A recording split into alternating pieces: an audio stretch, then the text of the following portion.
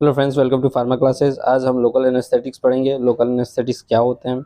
Local anaesthetics are the drugs which causes reversible loss of pain sensation in limited area of the body without loss of consciousness by depressions of excitation in nerves endings or inhibitions of conduction process in peripheral nerves।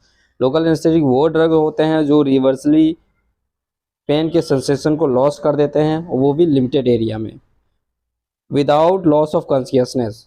उसमें consciousness को lost उसमें नहीं होता है, मतलब आदमी को पता होता है उसके साथ क्या हो रहा है। ठीक है। By depressions of excitation in nerves ending, इसमें क्या करते हैं, नर्व्स एंडिंग को डिप्रेस कर देते हैं, जिससे क्या पेन सेंसेशन हमें नहीं पता चलता। या और इनहिबिशंस ऑफ कंडक्शन प्रोसेस, या जो कंडक्शन प्रोसेस जिससे पेन का सेंसेशन हमें पता चल रहा है, कंडक्ट हो रहा है जहाँ जाने में, उसके सेंसेशन को रोक दिया जाता है, जिसके बाद हमें पेन का सेंसेशन नहीं पता चलता है। These drugs are use for temporary relief. ये किस लिए यूज़ किया जाता है? टेम्पररी रिलीफ के लिए। ये जो ड्रग्स होते हैं हमें टेम्पररी रिलीफ के लिए यूज़ करते हैं। अगर कोई जल जाता है उसके लिए, एलर्जिक रिस्पॉन्सेज में यूज़ किए जाते हैं, दांत में, डेंटिस्ट्री में यूज़ करते हैं, माइनर सर्जरी में यूज़ किया जाता है लोकल एनेस्थेटिक्स। हम नेक्स्ट इसका क्लासिफिकेशन देखेंगे। लोकल एनेस्थेटिक को फॉलोइंग क्लास में बांटा गया है। पहला है बेंजोइक एसिड डेरिवेटिव्स, इसमें कोकेन आ जाता है, एक्साइल कैन आ जाता है, ठीक है, और भी बाकी सब ड्रग्स हैं। इसके बाद अमीनो बेंजोइक एसिड डेरिवेटिव्स आते हैं, कुछ बेंजोकेन, प्रोकेन, ये सब आते हैं।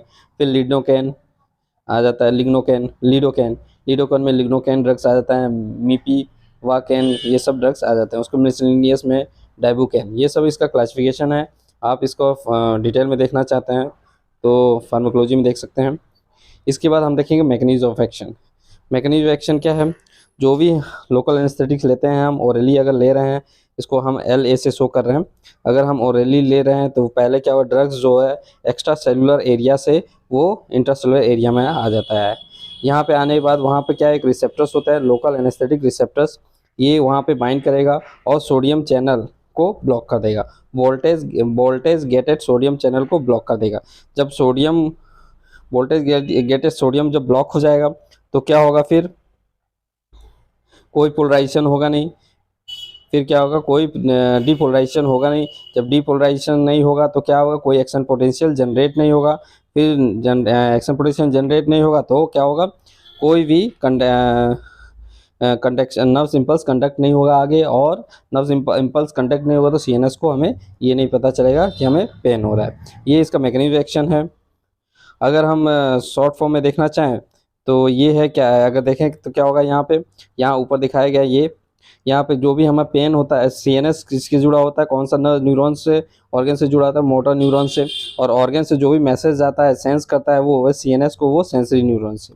तो जो भी मैसेज मोटर से न्यूरॉन से आता है ऑर्गन तक, और जो पेन हो रहा है हमें, फिर वो CNS को सेंसरी नर्व्स के द्वारा, तो हम क्या करते हैं, हम इसको सेंसरी नर्व्स को ही ब्लॉक कर देते हैं या इनहिबिट कर देते हैं, जिससे हमें जो पेन का सेंसेशन है वो हमारे CNS तक नहीं पहुंच पाता।